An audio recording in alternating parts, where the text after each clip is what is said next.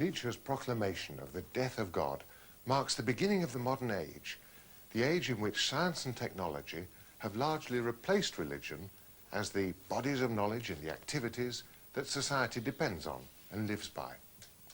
At least one traditional understanding of what God means was at an end. Yet the theme wasn't novel. As we've seen, it's been building up for centuries. Even as far back as Galileo, the idea was already coming in that the way the world works is neither moral nor purposive, but simply mechanical. A mechanical universe no longer reveals any guiding hand at work in it. So the new secular, scientific worldview cannot give the old kind of support to religious belief. It seems that faith must be separated from cosmology, our theory of the world, and become more inward and ethical. As we've seen in this series, many Christian thinkers have been attempting just that. Pascal turned away from the objective God of the philosophers and sought a new way to a hidden God known by the heart. Kierkegaard sought to keep God's transcendence, but within the sphere of the spiritual life. Jung's God was an image buried deep in the psyche of the whole self that we are to become. Albert Schweitzer's God was an ethical inspiration, the ground of the will to love. These thinkers were moving away from the old cosmic, literal theism. Instead, they saw God as hidden in the heart, by which they meant perhaps as the soul's guiding ideal. A new idea of God has been slowly taking shape, but perhaps nobody yet had managed to spell it out entirely satisfactorily. Well, we've one more thinker still to meet, as remarkable a character as perhaps anyone else in this series. In the autumn of 1908, he came here to Manchester University's Aeronautical Engineering Laboratory. He was 19 years old, and his name was Ludwig Wittgenstein. He was an impulsive, sociable character, at that time still very well-to-do. He was highly musical. He made many friends, but he didn't have much to say about his exotic background.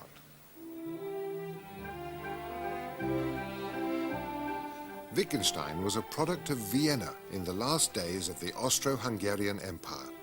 His father was its leading steel magnate. The 9 talented children grew up in surroundings of the utmost opulence. But they belonged to a new generation which rejected this high bourgeois culture, preferring modernism in art, Puritanism in morals, and truth and simplicity in all things. This outlook shows in Wittgenstein's early choice of engineering as an honest profession. In Manchester, he designed and then began to build a jet reaction engine that would deliver the thrust at the tip of the blades. Over 30 years later, aircraft such as the Fairey Gyrodyne were built on this principle.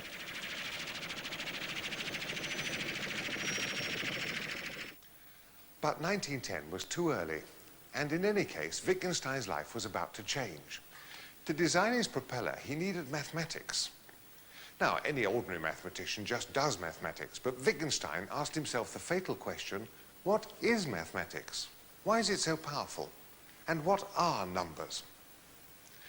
Wittgenstein was the sort of man who quite unselfconsciously goes straight to the top. By the autumn of 1911, he'd found out who was the best philosopher of mathematics alive, and he simply presented himself as a student to Bertrand Russell at Cambridge. He was queer, and his notions seemed to me odd. He came to me and said, "Will you please tell me whether I am a complete idiot or not? Because if I am a complete idiot, I shall become an aeronaut, but if not, I shall become a philosopher." I told him to write me something during the vacation on some philosophical subject. After reading only one sentence, I said to him, "No, you must not become an aeronaut." Although Wittgenstein spent so many years in Cambridge, he was never at ease with the clannish, ritualistic and enclosed side of academic life. In fact, he thought it corrupt and much preferred the town to the gown. Like Nietzsche, he had a great need for freedom. He never married nor owned a house. He liked to live in digs, which he kept changing, and he frequently vanished altogether.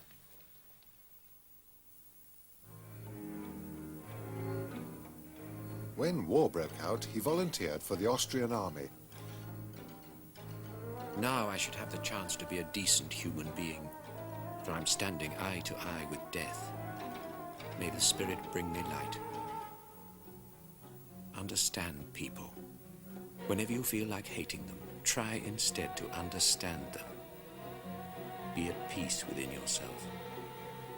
But how do you find this peace in yourself? Only if I live in a way pleasing to God. Only so can one bear life. The war destroyed the world Wittgenstein had grown up in. His life changed. He gave away his money and became a country school teacher in Austria.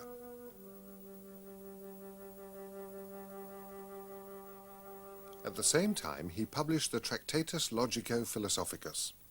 This famous book is the last great attempt to defend the traditional view that language can copy reality precisely and completely. What can be said clearly. What cannot be said clearly is not in the world, and one must be silent about it. When a few years later Wittgenstein designed and built this house for his sister, he gave his teaching visible form.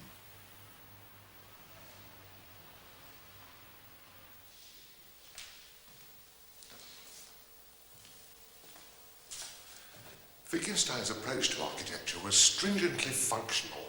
Everything had to be redesigned for the utmost simplicity, right down to this window latch, then precision engineered. And the result is not inhuman. Windows and doors match the shape of the human body. They're double for silence and insulation, and there are heating grills below them. The whole thing is exact and spare and sublime, like Wittgenstein's philosophy. And as with his philosophy, what's left out is even more important than what's left in.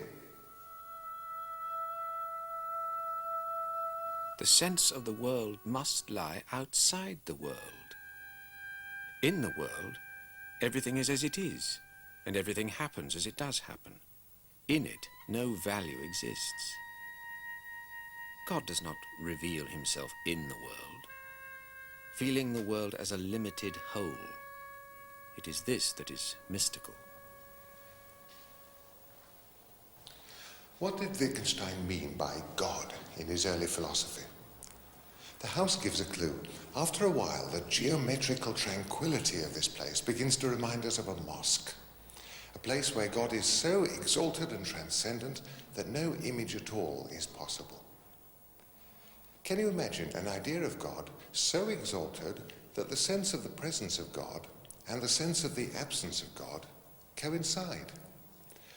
Or put it another way, by its extreme rigor, the house creates a sense, it gives a hint of an absolute standard of purity by which human life should be guided and assessed. Wittgenstein once said he liked the idea of a silent religion. Silence tells no lies. Silence does not deceive. We feel that even when all possible scientific questions have been answered, the problems of life remain completely untouched. Of course, there are then no questions left, and this itself is the answer. The solution of the problem of life is seen in the vanishing of the problem. What we cannot speak about, we must pass over in silence. In 1929, 40 years old now, Wittgenstein unexpectedly reappeared in Cambridge after a 16-year absence, and soon began teaching. From 1933, word went round that in his classes in Trinity College, he was developing an entirely new philosophy. The classes were held in this room at the head of K Staircase in Whewell's Court. By the window, his writing table, the shoe boxes in which his notes were stored, and the deck chair in which he habitually sat. The austerity and bareness of the room, which was his own living room as well as his teaching room, reflects his Tolstoyan personality and style of life. As each student arrived, he or she collected a wooden folding chair from the landing outside. It was unwise to be late. The class met twice a week for a grueling 2-hour session. We know Wittgenstein planned these sessions carefully because the published students' notes of them tally with his own unpublished manuscripts. But during the class, Wittgenstein thought aloud and occasionally terrified the students by questioning them. What is philosophy? Here's an example. Every day we ask each other the time and answer without any hesitation. But suppose one day we ask ourselves, what is time? Now we suddenly seem to be landed with a genuine classical philosophical problem, a very difficult one. Wittgenstein says that these problems arise through a disease of language. A myth has held us captive. We're caught up in the idea that words are names and that the meaning of a word is the thing that it stands for. And then we start investigating what that thing can possibly be. Wittgenstein had himself held such a view, but now he was trying to shake it off. Instead, he asks us to see words as doing jobs. Words are tools of many different kinds. Words are like chess pieces. The meaning of a piece is its powers, the part it can play in furthering the game. Well, all language is like that. We play games with language. Our language is a function of the way we live. It's a tool of social interaction. Now, this may sound rather abstract, but in fact it changes everything. The old theory of meaning summoned up great nebulous abstractions which philosophers then worried about. But Wittgenstein's new point of view is strictly practical. Look at the grammar, he says. Look at the way the language works. If only you can see that clearly, you'll see all there is to see. Look at the grammar of ethical terms, and such terms as God, soul, mind. One of the chief troubles is that we take a substantive to correspond to a thing.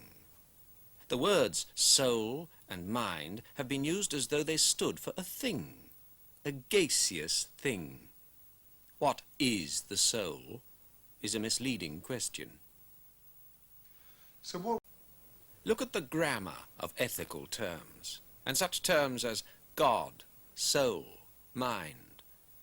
One of the chief troubles is that we take a substantive to correspond to a thing. The words soul and mind have been used as though they stood for a thing, a gaseous thing. What is the soul is a misleading question. So what will become of morality and religion on this new point of view? I think you can guess. Wittgenstein has a deep respect for the practice of morality and religion, but like Tolstoy, he's deeply mistrustful of the theory. On the whole, he thinks of religious beliefs not as being factual, but rather in terms of the job they do in shaping our lives. Until recently, not much more was known than that. But now a lot of fragments of Wittgenstein's observations and his private notes on religion have come to light. They show how deeply his thought about religion was embedded in everyday life.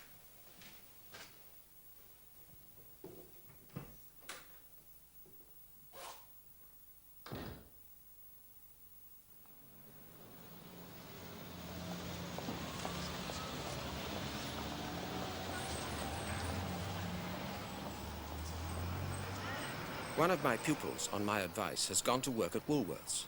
Now, that is the sort of thing you should do. Try and get a job in some large store where you will meet ordinary people.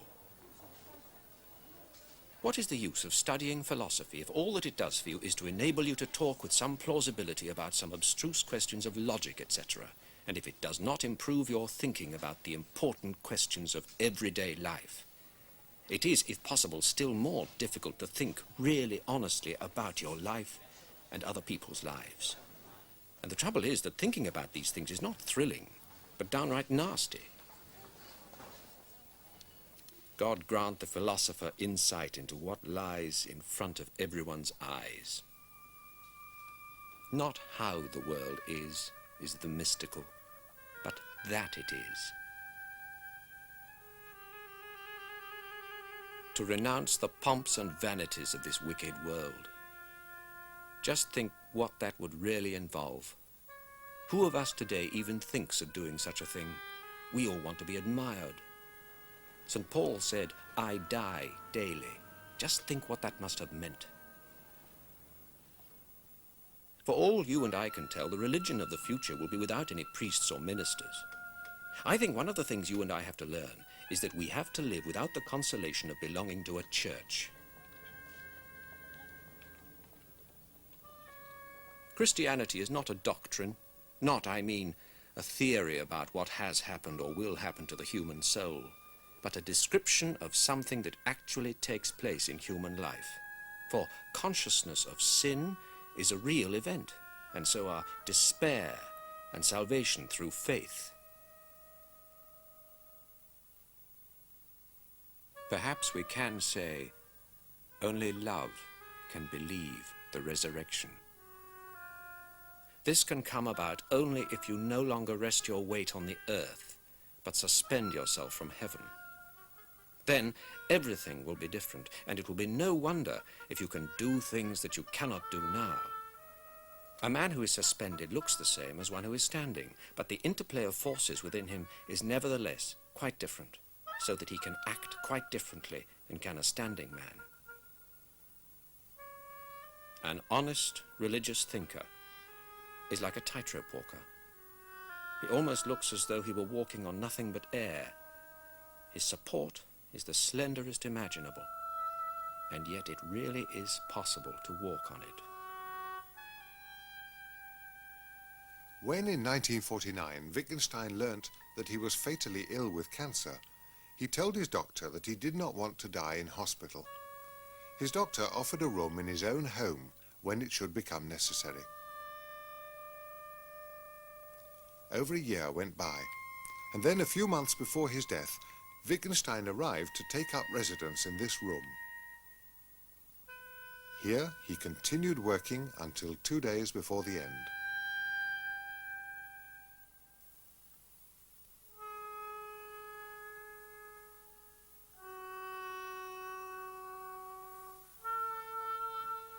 Wittgenstein, like Nietzsche, was a solitary, passionate and compelling figure.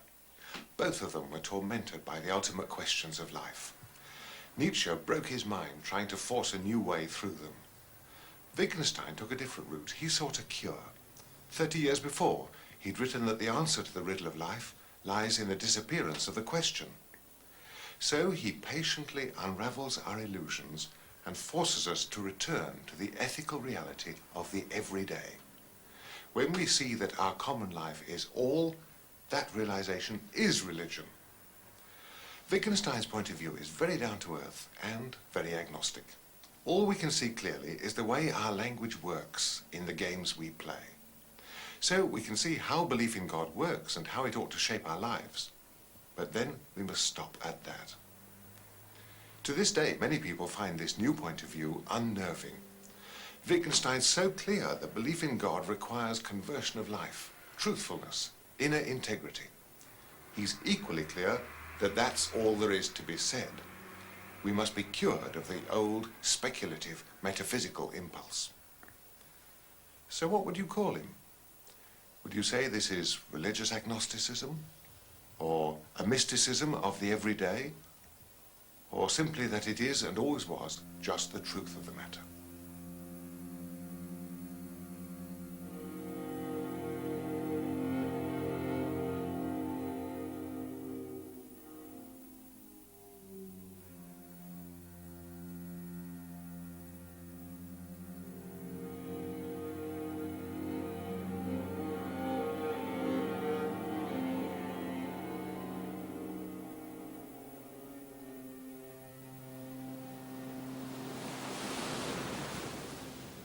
What have you made of the story we've been telling in this series about how the modern crisis of faith developed? Science first mechanized nature and then embedded us in it. Biblical criticism demythologized the Bible. Radical humanism argued that the only world that can possibly be for us is our own human world.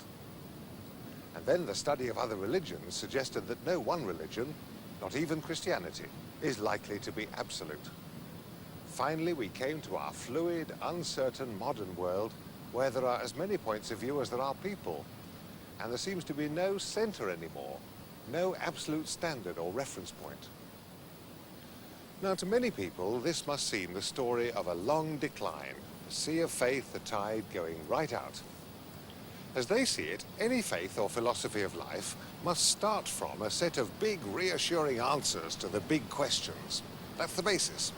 And when those answers and even the questions begin to look rather shaky, people feel that religion's becoming impossible.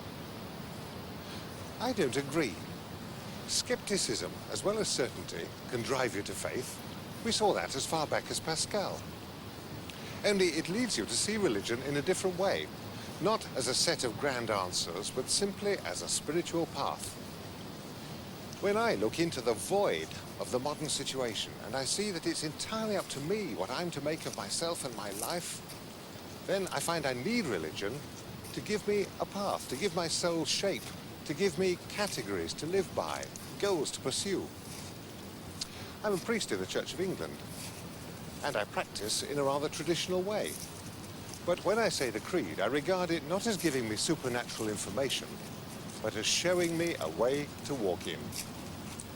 You may not agree, but in a way that's only to be expected. For our whole message has been that in the modern situation, the individual stands absolutely alone with his freedom before the ultimate questions of life. You must decide. We've finished now. It's over to you. 2025, take 8 on the end.